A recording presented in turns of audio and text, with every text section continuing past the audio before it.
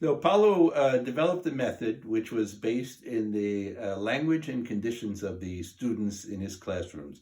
He thought that we teachers had to first become students of our students and learn all the material conditions of their lives before we were qualified to develop a curriculum situated in the terms of their life that would be familiar and legible to them, and also would signal to them that they counted and there was something worth working on here. So Paulo trained his literacy teams to go into the neighborhoods, the communities of the students, and to study the students. He would study all the things I mentioned before: their food, their labor, how did they work, how did they handle money, what kind of homes did they live in, what kind of clothes did they wear, what happened in the family, how did the parents treat their children, how were the police treating them when they had to get somewhere, how did they go, and so on. And they did more or less like ethnographic research among the students in the communities they were teaching for. Out of that, they developed what were called generative words, or words that were very commonly spoken or used or signified important intersections of life in the community. And they brought in community co-developers to help them confirm that these words they were hearing were important in the community. How did the people in the community understand it? They then made those words the foundation of the literacy curriculum. They were called generative words. And there would be words like brick, tijolo, or they would be vota, vote, or they would be house, or they would be work, and or they would be food. Sometimes it was rice, and so on. And then that word had to satisfy a few things. First, it had to be an important word to the community of students. Secondly, it had to have a syllabic structure that could be broken down, preferably a trisyllabic structure. And then it could be introduced through an illustration. And I'll show you the original illustrations, if I can find that book. Just 1 minute. Here. Okay. Yeah, here it is.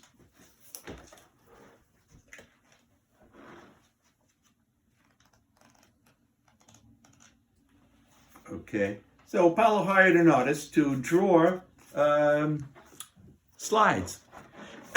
This is the first slide that his literacy teams used, and the first theme that he introduced into the literacy class was the anthropological nature of culture, or the difference between nature and culture, and how human beings have invented this tremendous power, this tremendous tool called culture, and that the illiterate students sitting in the class with Paulo may have been the most disrespected and the lowest paid people in society, but they were also possessors of this great human power called culture. And it was culture, they used culture to make the world every day that they lived in. So these 10 slides, as you can see, they go on from one to the next. These slides were projected onto a whitewashed wall, and because the students were illiterate and could not read texts, they had to begin with slides or pictures that were meaningful to the students, and then to have a discussion led by the literacy team leader there in class about what did the students see and what did the slide mean, how did they understand it.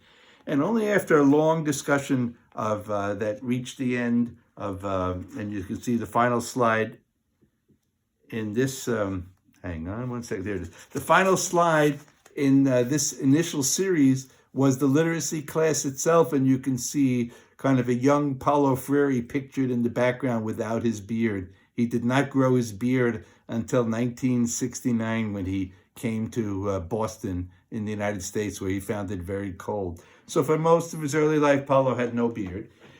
And he's pictured here teaching a literacy class, and that literacy class is the latest act of culture by these illiterate students to gain the power of reading and writing so as to transform themselves as culture makers with a greater power to remake the culture of their everyday life and their society.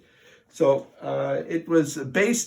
this pedagogy was based in very legible pictures that began because it was offered to illiterate adults, and they also learned that that they could make sense out of their reality, make organized sense, extended sense out of the society. They were experiencing their own ability to articulate meaning.